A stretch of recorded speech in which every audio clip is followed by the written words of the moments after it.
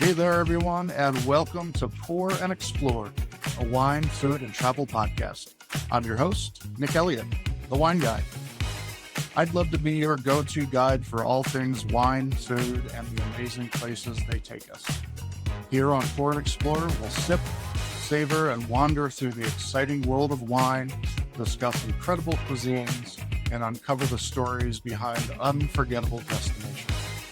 Each week, I'll bring you lively conversations with wine experts, chefs, travel pros, and fellow enthusiasts. We'll share practical tips, hilarious tales, and plenty of inspiration to fuel your next adventure. So grab a glass, pull up a chair, and join me as we pour, explore, and celebrate the good life. Let's dive in. Hey, wine lovers, explorers, and flavor adventurers. Welcome back to Pour and Explore, the podcast where wine meets adventure, and I am your host, Nick Elliott. I'm a certified sommelier, wine traveler, all-around enthusiast for discovering new places through great food and even better wine. So very glad you're here. Today, we're diving into one of my absolute favorite topics, planning the perfect wine trip. That is what I do, of course, so I'm going to give you some of my tips and tricks, as well as some of my upcoming itineraries that I would love for you to join me on. We got lots of fun stuff coming up here for you today. Wine travel isn't just about wine. It is about culture. It's about the people. It's about the scenery, and it's about the stories you soak up along the way. You hear me talk a lot about that on this show. In this episode, we're going to walk through what makes a wine trip really unforgettable. We're going to talk about some common mistakes to avoid when planning a great trip. We are going to highlight 3 destinations that I've got coming up that, are really perfect spots to go and enjoy wine as well as the beautiful people and culture and food of those regions. And we're going to talk about some tips on making your experience smooth, fun, and just like a glass of wine, full of flavor. So grab that glass, pull up your dream travel map, and let's dive in. We're going to start with the basics here, folks. What makes a great wine trip? First off, how do you even start building a wine trip? I would say the first thing you want to start with is choose a vibe, if you will. Ask yourself, do you want this to be a relaxing and scenic trip with long lunches and stunning views? Or are we looking for something a bit more immersive, an educational experience, maybe with vineyard tours and winemaker chats? Are you into boutique family-owned estates, or do you want to see the big iconic names out there and their legendary tasting rooms? Would you rather wander through old stone cellars or sip wine with a view of the sea? These are all some things that you want to ask yourself when you're thinking about what is the best experience for you and your group. Balance, in my opinion, is always going to be key. I always recommend keeping it to 2 or 3 winery visits per day. We've talked about wine tasting on this show before. Unless you've got a designated driver, we want to keep it low. We want to keep it to 2 or 3 wineries per day, not only so you can really experience those wineries, those things, and take it all in. You don't want to be rushing around. You want to really take it all in and enjoy yourself. So 2 or 3 per day, and at each winery you're going to get 4, maybe 5, maybe even more tastings. So you're going to sample a lot of wine throughout the day. And what it does do as well, it's keeping the amount of wine that you're bringing in to your body limited, is your palate is going to get overwhelmed otherwise. Just think about, other than being stuffed, thinking about eating 5 cheeseburgers in a row. That's going to get overwhelming. And by the end of it, you're just going to be like, nah. So what I recommend is 2 to 3 per day. You're going to leave some time in there. Most wine regions are very scenic. You're going to leave time for the scenic drives, amazing lunches or dinners. There might even be some unexpected moments in there, along the trip.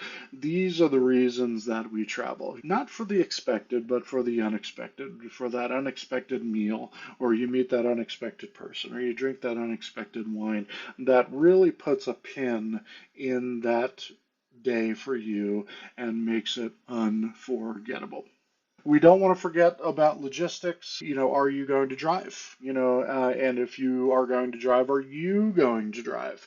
Do you have a designated driver?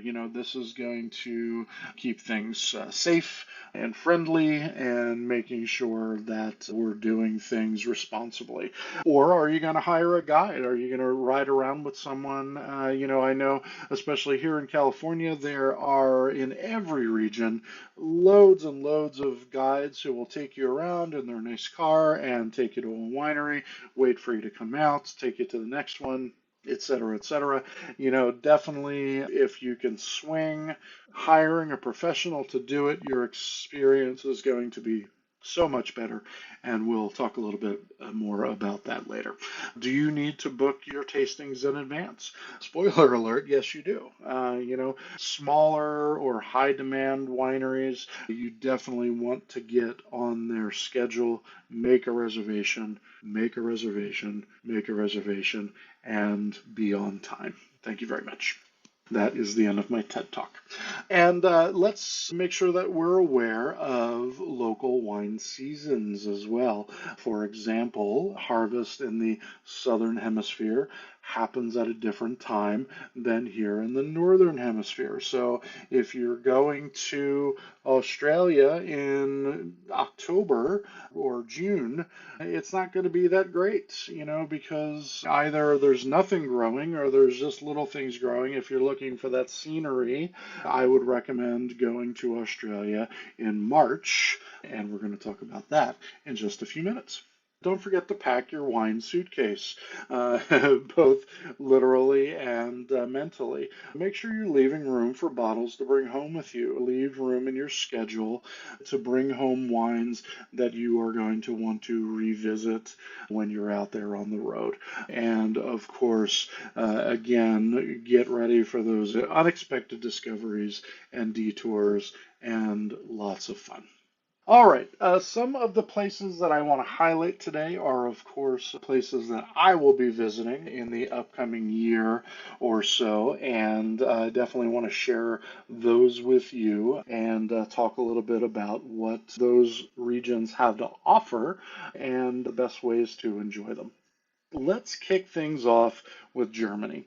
I'm going to be in Germany in November along with AMA Waterways. This is going to be a river cruise along the Rhine River and the Mosel River in Germany, as well as France. We're going to hit about 5 countries while we're on that trip. It's a 10-day event, and it's going to be absolutely fantastic.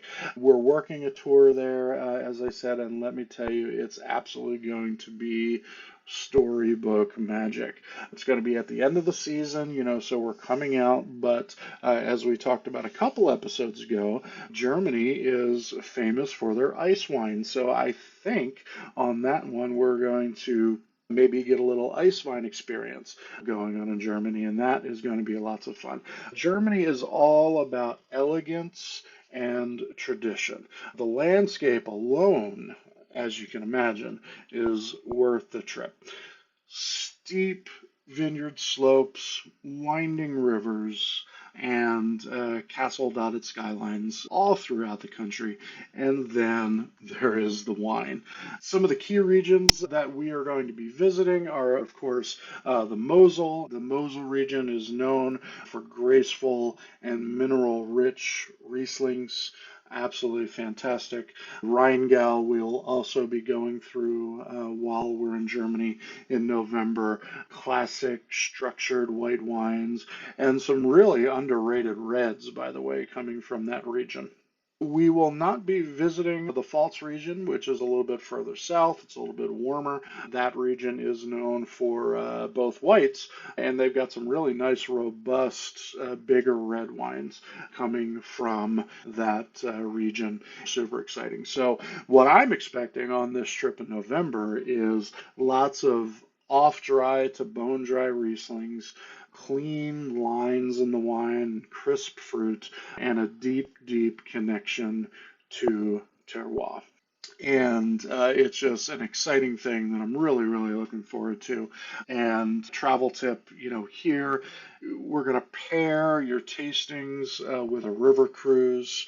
Imagine sitting out on the deck of the front of the boat while we wind down the windy Mosel River, where we're, doing switchbacks and enjoying all of the beautiful landscapes and the vineyards on either side of the river. And just imagine sitting out, with a glass, enjoying some wine and some cheese and some great company. You know what? This is going to be a fantastic, fantastic way to see one of the oldest wine regions in the world, and you absolutely have to be there. So, if you like a little history, if you like a little wine, this is definitely going to be right up your alley. So, definitely join me. I'm going to put all of the information in the show notes. And of course, you can always hit up my website for more information about that. But for history buffs, Germany is absolutely going to be a big one. Now, if you want something a little bit different, if you want something a little more laid back, I suggest the Outback. And we are talking about Australia. Big, bold wines for the most part, and lots of laid back luxury in Australia. It's a fabulous place, or so I've heard. It'll be my first time going there next March, and again, super, super excited about this one. I'm excited about this one because it's going to be the second half of a down under tour, if you will, and we're going to talk about the other half of that in just a minute. Australia delivers sunshine, bold red wine, and seriously impressive cellars down there. The hospitality by the Australians is really world class. Some of my favorite wine people in the industry come from or live in Australia, and it's always just fun, it's chill, it's relaxed, and the wine guy is all about that.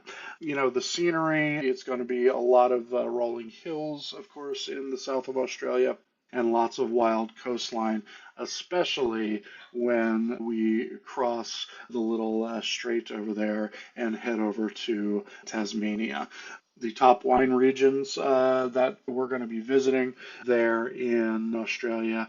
We're going to be hitting the Yarra Valley, of course. It's near Melbourne. Pinot Noir, Chardonnay, two of my favorite, very coastal, cool climate finesse in those wines. Really, really pretty. We're going to be heading over to Tasmania as well. If you've never been to Tasmania, I hear so many great things. The town of Hobart and the surrounding wine areas. Sparkling wine is iconic there. And of course, just the scenic beauty of Tasmania is absolutely fantastic.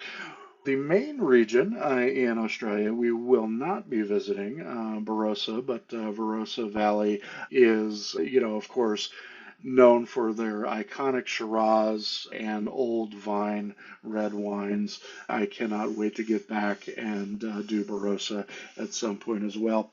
And on these tours, that I plan with my favorite travel partners, wine is just part of the experience. I mean, it's the overall theme of the trip, but it's just part of the experience. Australia does food and wine pairings exceptionally well, extremely well. They're all about multi-course tastings that feel more like a Michelin star picnic, and I'm really, really excited about getting down there. I've been reading stories and watching videos, and I'm super, super excited to get down there. When it comes to this upcoming trip, there will be hosting little aperitif get-togethers, lunch and learns, Q&As. We're going to slow down.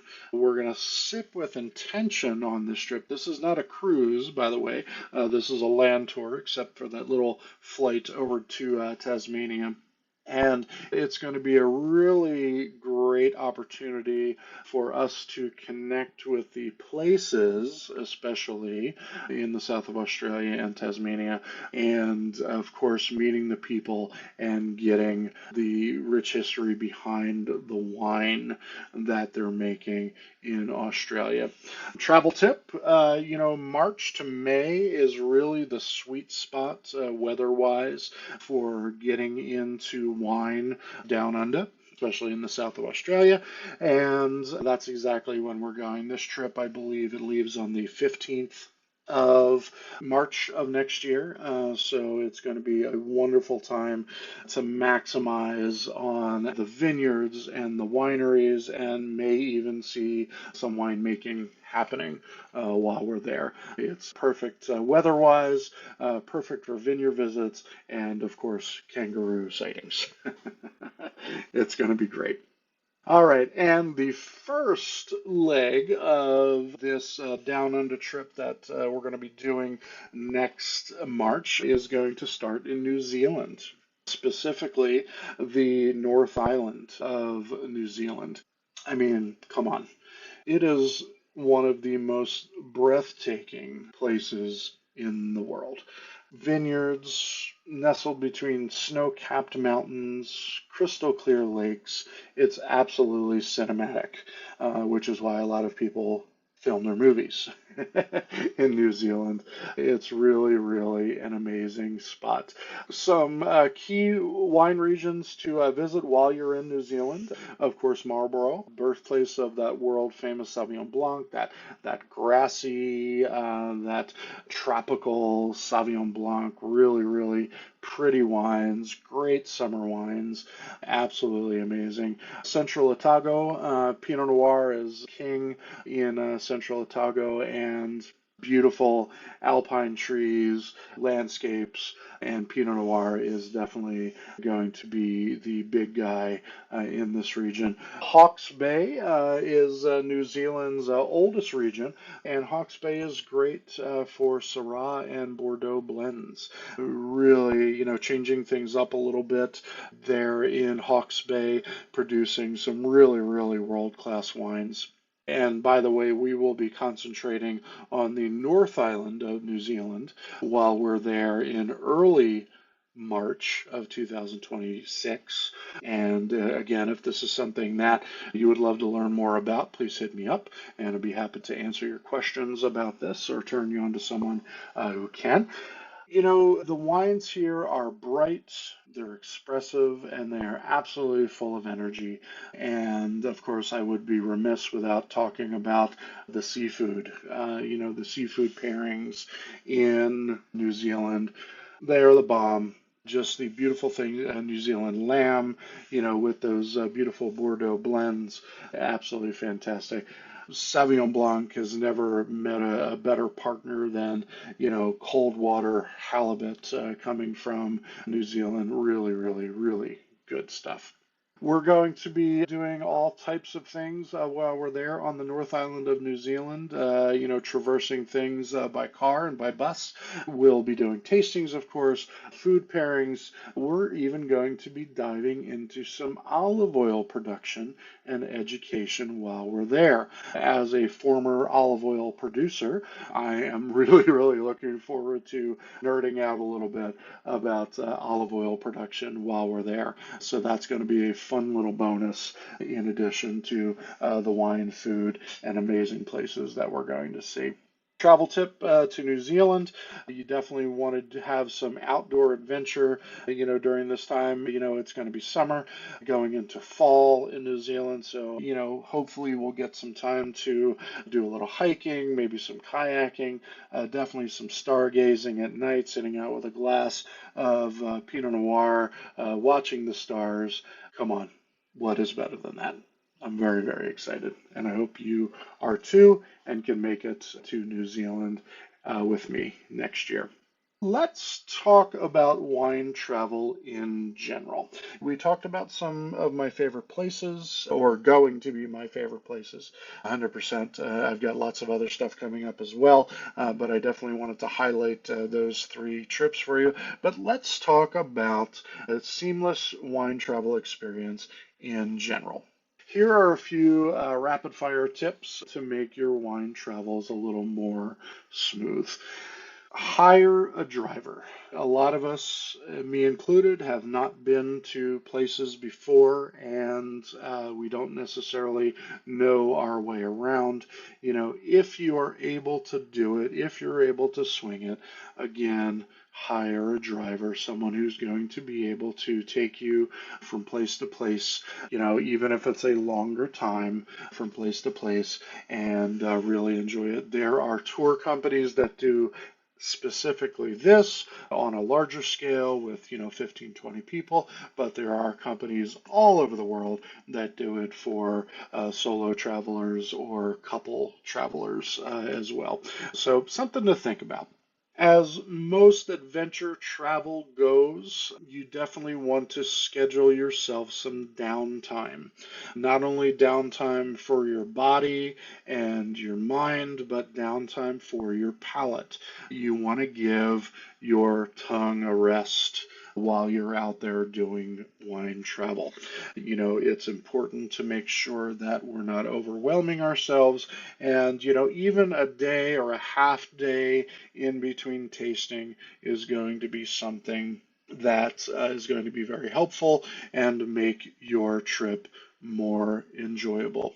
While you're in your destination, ask about shipping. I mentioned earlier, to bring your wine suitcase along, and I definitely recommend that. But while you're there, ask, can you ship this back to the States or back to Europe or wherever you're coming from to enjoy this trip? Ask about shipping. It can't hurt to ask, and the worst thing they can tell you is no. And of course, if you are going to travel with wine, you want to learn about the laws and the different rules on the airlines that you're taking, train travel, et cetera, et cetera. You find out all of this stuff before you leave, because the last thing you want to do is buy a bottle of great wine and then realize that they're not going to let you on the plane with it or let you in your home country with it or whatever the case is. So make sure that you're looking out for that. As I always say, my journal is buried over there, but take notes. Bring your journal, whether that is on your phone or you have an actual written journal like I do. Take notes, and not just on the wines. Remember how the place made you feel, how the people made you feel, how the food made you feel when you were enjoying it along with the wine. I can't put a pin in that enough. Make sure that you are taking notes along your travel, because 10 years from now, you're not going to remember every small little nuance about your trip. I'm guilty of that myself, and I definitely want you to get out there and take notes while you're doing it. The last thing I'll say is say yes. Say yes to these trips. Pull the trigger, go out and do it. And while you're there, say yes to spontaneity, spontaneous detours, different things. There are always going to be afternoons on these trips to go out and explore on your own.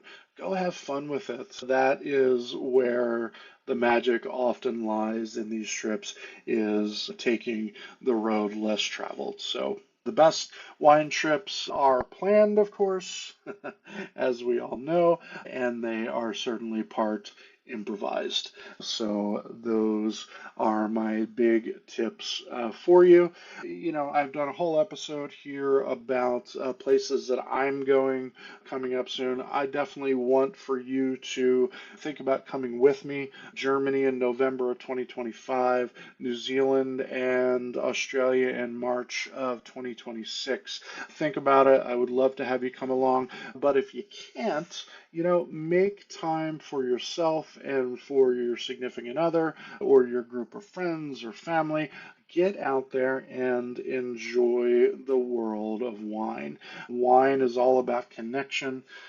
Slow down, look around, talk to the people. Every glass will tell a story about where it came from, about who made it, and a lot of times you will actually be getting that story not from the glass, but from the person themselves. And I can't think of a better way to enjoy a wine, no matter where you're going. Definitely, you want to do that. And, if you want to learn more about the trips that I've got coming up, please reach out to me. The usual ways. You can reach out to me on Instagram, TikTok, my website. That's where you're going to find information about the tours that I've got coming up. And, of course, via email, cheers@thewineguy.vin.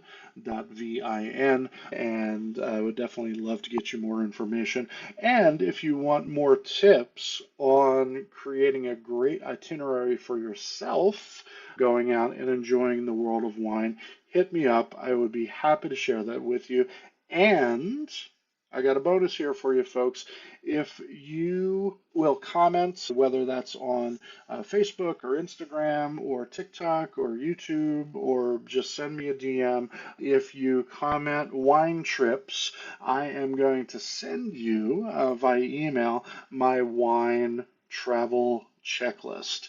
And of course, I would love for you to like and subscribe and leave me a rating. I would love to hear your feedback. And again, just go ahead and comment wine travel, and I will send you that checklist for your next adventure. Tag me in your wine travel photos, share your wine stories with me. Let's keep this party going, folks. Let's have a good time. Until next time, keep wondering and wandering. Cheers, everybody. Thank you so much for being here. I will talk to you soon. Thank you so much for tuning into this episode of Pour and Explore.